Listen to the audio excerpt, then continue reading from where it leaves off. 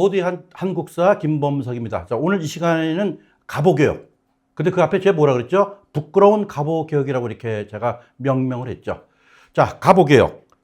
1894년도 7월 27일이죠. 일부터 군국기무처의 설치로부터 1896년 2월 11일 아간 파천으로 갑오 정권이 무너질 때까지 약 1년 6개월에 걸쳐서 진행된 갑오개혁이죠. 자, 이 갑오개혁은 동학 농민 전쟁이 발단이 그 원인이 되었죠. 자, 우리 갑오 농민 전쟁, 우리 저번 시간에 공부를 했죠. 자, 농민군이 전주성을 갖다가 점령하고 이에 당황한 민씨 정권이 화들짝 놀라서 천국의 원병을 요청을 했죠. 이때 일본도 갑신정변 때 했던 텐진 조약이죠. 이것을 갖다가 빌미로 해서 군대를 또 파견하게 됩니다. 자, 조선 정부가 1894년도 6월 달에 농민군과 전주 화약을 맺었죠. 그래서 어떤 농민군과 정부 간에 어떤 해결의 기미가 보이니까는 양국 군대에게 철수를 갖다가 요청을 하게 됩니다. 이에 청은 그걸 받아들였고 일본은 조선의 내전 개혁을 내세워서 군대의 철수를 갖다가 거부하게 되죠. 자, 이때 조선 정부는 교정청을 설치해서 농민 전쟁 수습책 차원에서 국정의 혁신을 도모하면서 일본군의 철수를 거듭 요구를 하게 됩니다.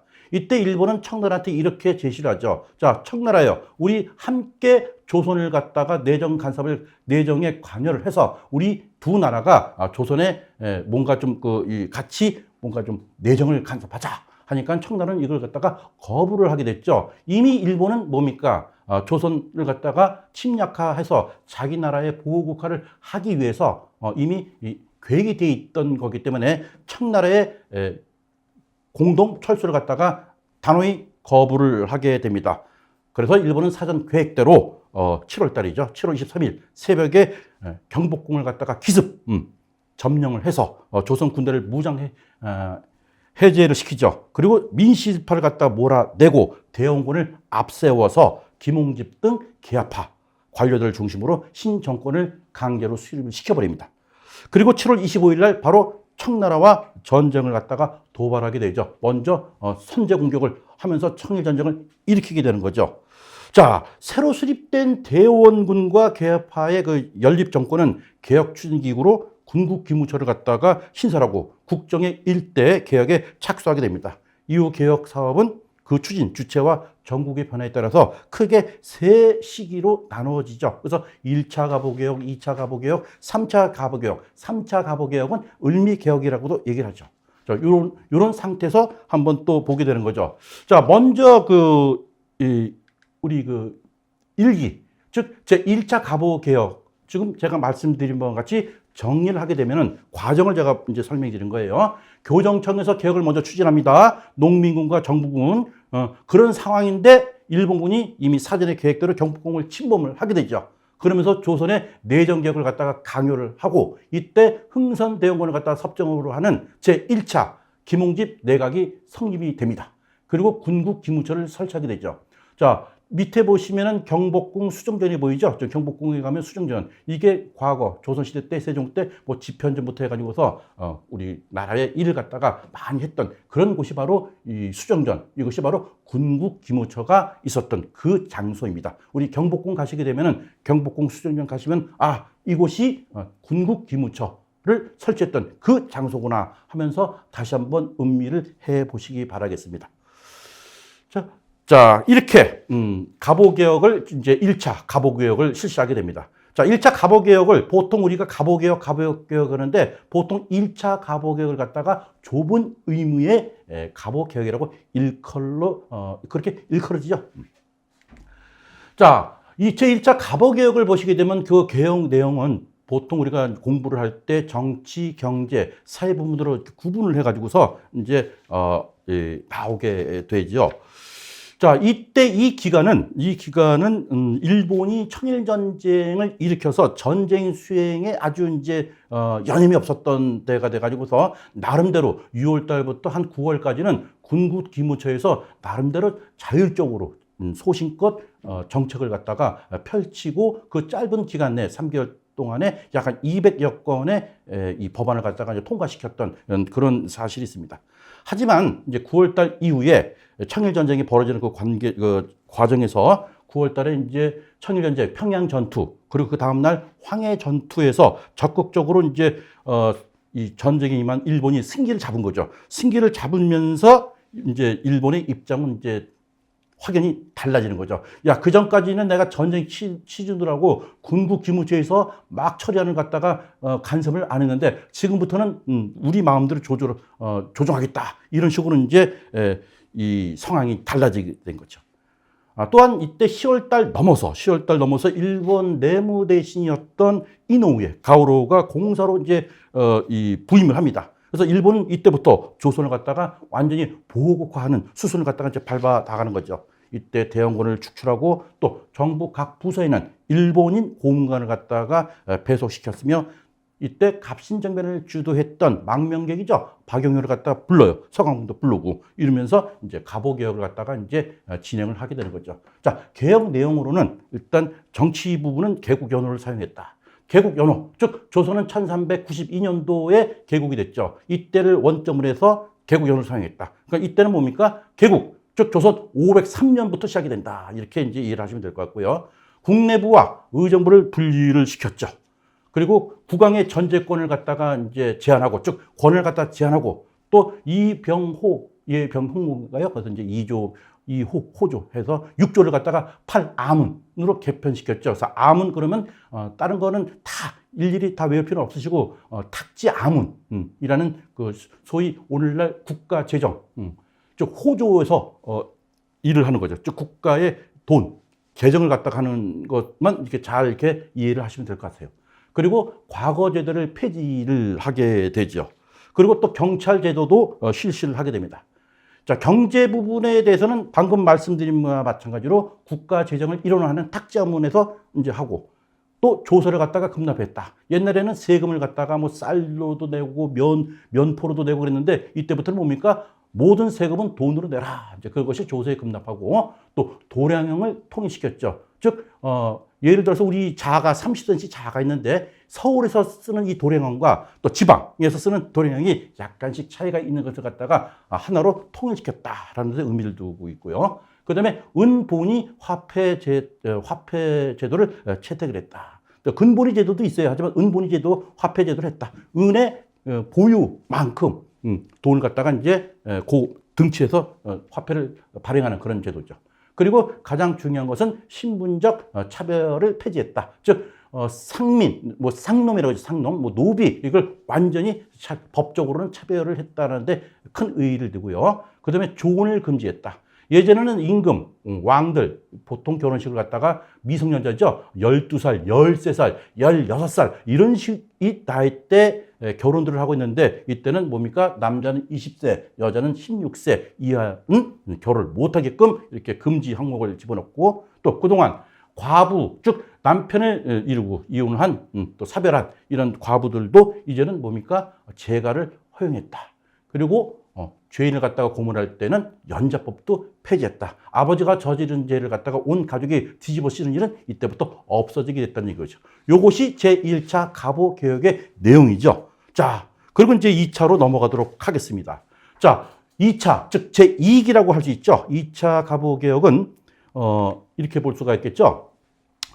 군국 기무처가 한 3개월 정도 활동하다가 이걸 폐지를 시켜버리죠. 그 다음에 김홍집, 또 박용호, 즉 연립 내각이 이제 성립이 되게 됩니다. 이때 이노우에 일본 공사죠. 이노우의 권고에 따라서 고정은 1895년 1월 달에 국정의 기본 강령이라 할 수 있는 홍범 14조를 반포를 하게 되는 거죠. 홍범 14조 많이 들어보셨죠? 즉 헌법의 어떤 기본 강령이라고 볼 수 있는 거죠. 뭐 청나라와의 4대 관계를 갖다가 이제 전환시키고 또 국왕의 어떤 그 직접 이 정치에 따른 법령의 정비를 하고 또 어떤 왕비와 왕비에 더불어서 이런 인척관계의 정치를 관여하는 걸 배제시킨다. 그리고 지방제도와 군사제도를 개편하고 또 유학생을 파견하는 내용을 골자라는 홍범 14조를 이렇게 이제 반포를 하게 되는데 핵심은 뭐냐?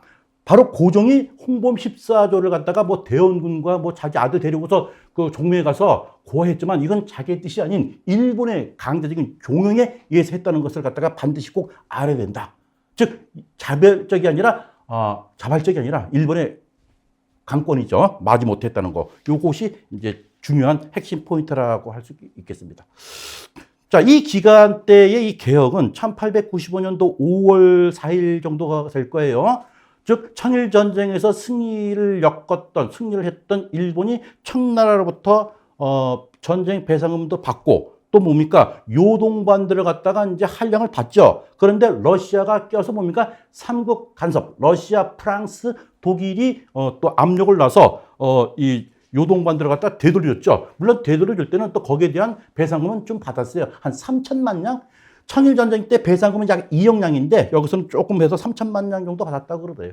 그렇게 얘기합니다. 이렇게 하면서 제2기의 이 개혁은 박영호가 이제 김홍집이 추진하면서 이때 박영호가 이제 어떤 반역, 음모 사건에 연루가 돼서 다시 일본으로 망명하면서 제2차 갑오개혁의 갑오개혁은 일단 끝을 맺게 되는 거죠. 다시 한번 정리합니다. 청일전쟁에서 승세를 잡은 일본이 조선대정을 간섭했다.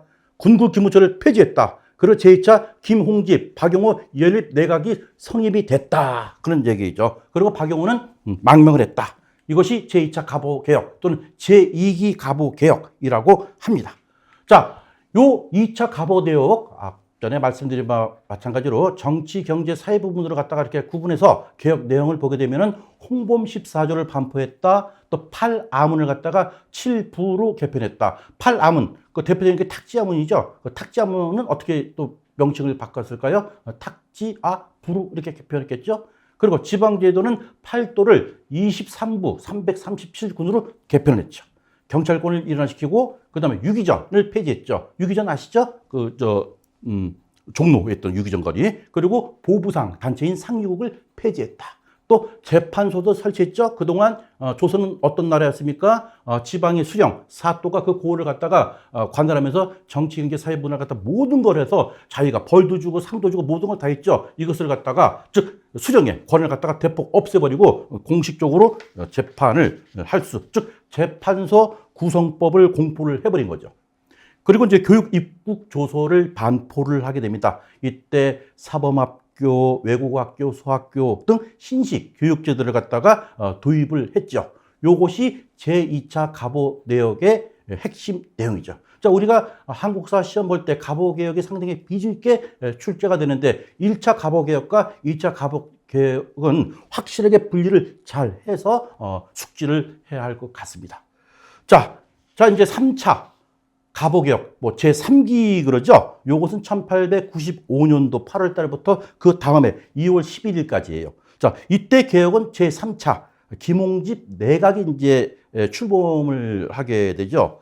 자, 이때 이 김홍집 내각에서는 러시아를 갖다가 끌어들여서 일본을 견제하려는 왕실 방침에 따라서 이때 미국통 또는 친미 또는 러시아 통으로 불리는 그런 인물들, 뭐 대표적인 인물로는 뭐 박정양, 또 이범진, 이런 정동파, 정동구락부, 구락부라죠, 클럽을 인사가 다수 포함되어 있었죠.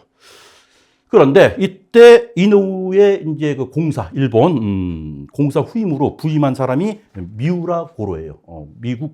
일본 육군 장성 출신이죠. 자, 이 미우라 고로가 뭘 저지르죠? 일본 세력의 태조를 갖다가 만회하기 위해서, 즉 다시 해서 인아거일, 러시아를 끌어들이고 일본을 거절한다. 뭐 이런 거죠. 인아거일 해가지고서 우리가 지금까지 참 그 청일전쟁까지 다 하면서 이 조선을 갖다가 하려고 그랬는데 러시아가 끼면서 러시아의 힘이 강대해지니까 민비가 러시아를 끌어들였구나. 요 나쁜 X 여우사냥 이른바 을미사변을 일으키죠. 이러면서 이 김홍집 내각은 심각한 위기에 빠져버리게 됩니다. 왜? 사변 처리 과정에서 보여준 이런 이 개혁 내용이라든가 모든 태도가 너무나도 친일적인 태도에 모든 백성과 군중들이 분노에 찬, 그러면서 상당히 거세게 저항하게 되죠.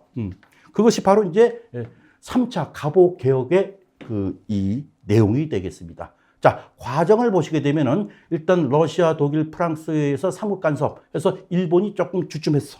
그리고 앞전에 박영효는 망명을 해서 실각했어. 그러면서 제3차 김홍집 내각이 성립이 됐죠. 이때 힐러파의 인물들을 갖다 많이 등용을 시켰다. 그런 와중에 일본은 뭔가 위기의식을 느껴서 을미사변 1895년도 10월 8일이죠. 명성황후 시해 사건이 났죠. 근데 보통 명성황후 시해 사건 그러는데 살아생전 그 민비는 명성황후라는 타이틀은 없었죠. 죽은 이후에 명성황후라는 이름이 붙여진 거죠. 정확한 명칭은 뭐라고 불러야 돼요? 민비도 그 성이 미씨니까 고종비라는 표현이 더 제일 적합한 표현이라고 할 수 있죠. 그러면서 제4차 김홍집 내각이 다시 성립이 되는데 노골적으로 친일적인 내각이었다. 이러면서 을미 개혁을 실시했죠. 그래서 제3차 개혁을 이른바 을미 개혁이라고 합니다. 자, 우리 화면에 보시게 되면 일본 낭인들이 지금 민비를 갖다가 아주 잔혹하게 시하는 그런 장면이 있죠. 이것은 을미사변 기사가 나오고 있네요. 자, 을미사변은 기회가 되면은 을미사변만 따로 해서 한번 또 제가 설명하는 시간을 갖도록 하겠습니다. 자, 제3차 갑오개혁의 내용은 뭐냐? 자, 건양 연호를 사용했다. 이때부터 이제 양력을 사용하게 되는 거죠. 이 이전까지는 두 가지 좀 불편했죠. 뭐 몇 월 며칠 그러면 음력으로 몇 월 뭐 이런 식으로 두 가지의 날짜를 이렇게 설명하고 그랬는데 이때부터는 이제 건양 양력을 사용했다. 그리고 또 뭡니까? 군대 재편은 중앙에는 친위대, 지방에는 진위대를 설치했다. 그리고 태양력, 양력을 사용했다. 또 소학교를 설립하고 또 이때 우편 사무도 실시했다. 우편 사무는 이때 당시에는 매우 중요한 업무 중에 하나였죠. 미국의 워싱턴 초대 대통령이죠. 미국의 워싱턴도 사실은 그 직업이 우편 배달부. 왜? 우편이라는 것은 뭡니까? 아주 중요한 보안, 극비, 이를 갖다가 전달하는 그런 중요한 업무였기 때문에 우편의 사무는 매우 중요한 임무였죠. 그래서 우편, 우리 갑신정변 기억나시죠? 그것도 우정국에서 사건이 발생된 걸 한번 잘 생각을 해보시기 바랍니다.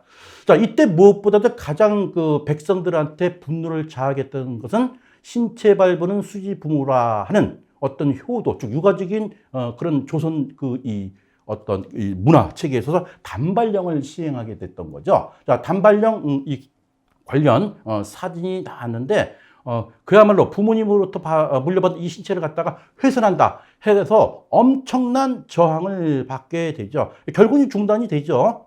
그리고 이때 종두법을 또 도입한 지석영 선생이죠. 그래서 이제 이 종두법을 이때 실행을 했다. 종두법, 우두. 저도 여기 보면 우두 주사가 있는데 요것이 제3차 갑오 내용이 되겠습니다. 자, 그럼 우리가 갑오개혁, 제1차, 2차, 3차를 구분해서 제가 이렇게 좀 빠른 속도로 말씀을 드렸는데 이거는 매우 중요하고도 또 이 시험 문제도 자주 나오는 항목이기 때문에 잘 구분을 해 두셔야 되겠습니다. 자, 그렇다면은 갑오개혁의 의의와 한계는 뭐냐? 역시 여기서는 일단 교과서적인 설명을 먼저 한 다음에 또 이어서 보충 설명을 할 수밖에 없는 상황이 되죠. 보통 우리가 알고 있는 갑오개혁의 의의는 어떤 개화 세력 그러면 갑신정변을 주도했던 거기서 주장했던 여러 가지죠. 뭐 평등하다 뭐하다 해가지고서 어떤 개화 세력과 그다음에 동학 농민군들이 폐정한 요구했던 사항을 갖다가 일부 반영을 해서 전제 군주제를 극복하는 어떤 새로운 정치 체제를 시도했다는 것이 하나의 의의로 볼 수가 있고요. 한계점은 뭐 자명하죠. 개혁 주도 세력이 우리나라가 아니라 일본이었다는 것. 즉 일본의 무력에 의거해서 하다 보니까 우리 자체 즉 국방력의 강화나 상공업의 진흥 또 뭐 토지 개혁, 토지 제도의 어떤 개혁 이런 거는 거의 손도 안 댔어요. 왜? 일본이 그런 걸 갖다가 용인을 할 이유가 없는 거죠. 자, 이때 이 시기에 일본 메이지 유신을 단행했던 일본에서 근대를 하면서 했던 그런 이 개혁 조치가 거의 여기 갑오개혁에 지금 녹아들어 있다는 이야기죠. 그러니까 단발령 그러면 우리나라만 단발령이 아니라 일본도 단발령을 했던 거예요. 자, 우리나라 일본에서 단발령을 했으니까 조선 니들도 해. 그런 거죠. 그래야지 니들 우리나라하고 내설체가 되는 거 아니야? 그렇게 생각을 하시면 될 것 같아요. 자, 이렇게 갑오개혁은 법제상으로 볼 때는 그 근대 국가의 기초를 갖다가 다주는 빛나는 개혁은 틀림이 없죠. 그러나 갑오개혁 정권에서는 그 내용 아까도 말씀드렸지만은 농민군의 요구를 갖다가 받아들여서 지주제를 갖다가 개혁하려고 한 게 아니라 오히려 지주제를 갖다가 근대 국가의 경제 기반으로 삼아 나가려고 했던 점이 있고요. 결국은 갑오개혁은 중세 조선 왕조를 갖다가 근대 국가로 탈바꿈 시키려고 하는 일본에 의한 위로부터의 근대화의 개혁이었다. 동시에 그것은 일본의 간섭 아래 이루어진 개혁이기도 했죠. 비근의 예를 보면은 이 개혁할 때 정부 각 부서에 배치된 일본인 고문관들이 개혁 과정에 아주 깊숙이 개입을 했죠. 그래서 개혁에 필요한 또 어떤 개혁을 하면 그냥 말로만 개혁하는 게 아니죠. 모든 재원이 또 필요하겠죠. 이런 재원, 어떤 이 재정을 갖다가 다 일본에서 차관을 갖다가 끌어와가지고서 이것도 움직였어. 그리고 또 이때 뭐 신식 화폐 주조를 하기에 앞서서 잠시 이 외국 화폐를 갖다가 혼용할 수 있도록 했는데 이때 일본 화폐의 침투를 갖다가 아주 합법적으로 허용을 해버린 거죠.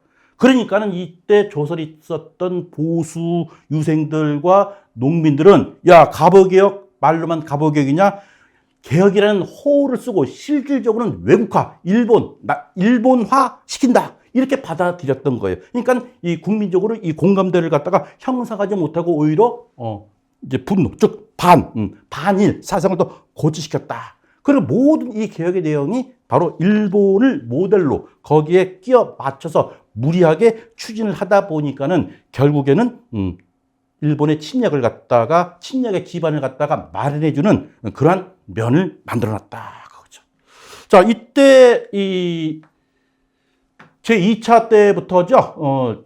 그 주체된 아주 그 일본에 의해서 제1차, 2차, 3차 이 갑오개혁의 실무진으로 했던 유길준이라는 사람이 있죠. 우리나라 뭐 최초의 무슨 유학생 해가지고서 지난 시간에 제가 유길준 유튜브도 한번 방송한 기억이 나는데 이 유길준이가 그랬어요. 이제 실무하면서 세계 각국의 어떤 정치 개혁을 쭉 보게 되면은 모두 스스로의 힘으로 했고 또 남의 힘으로 효과를 보는 경우는 거의 없었다. 그런 즉 우리는 조선국 사람으로서 어떻게 처신하는 것이 옳으냐. 나는 이렇게 실무진으로 개혁에 임했지만은 한 나라의 시민으로서 어떤 우리나라의 이 개혁을 갖다가 스스로의 힘으로 못하니까는 매우 부끄럽다라고 얘기했죠. 부끄러움을 세 가지로 표현했어요. 그 첫 번째는 뭐냐? 이 개혁을 함에 있어서 우리 조선 인민들한테 부끄러움이 첫 번째예요. 두 번째는 우리나라를 포함한 세계 만방에 대해서도 좀 부끄럽고 그 다음에는 후세 자손들에게도 부끄러움이 있어서 세 가지의 부끄러움을 갖다가 이제 토로를 했죠. 그래서 이 같은 부끄러움은 과거, 현재, 미래에 걸쳐서 그 허물을 갖다가 벗을 수 없는 아주 부끄러운 피와 가죽과 이 육체다. 이렇게 해서 이런 글을 갖다 일가를 했죠.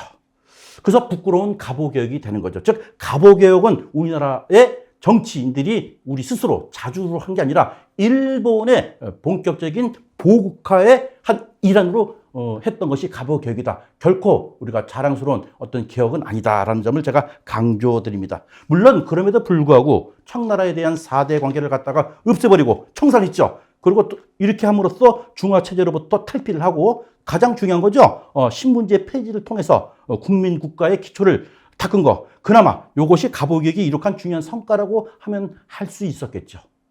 자, 갑오개혁 이렇게 해서 한번 마무리 짓습니다. 자, 갑오개혁의 핵심. 갑오개혁은 근대 국가의 기초를 닦는 그런 그 중요한 성과임에도 불구하고 일본에 의해서 했던 부끄러운 개혁이었다라는 것을 갖다가 제가 정리를 하면서 이 강의를 마칠까 합니다. 모두의 한국사 김범석이었습니다.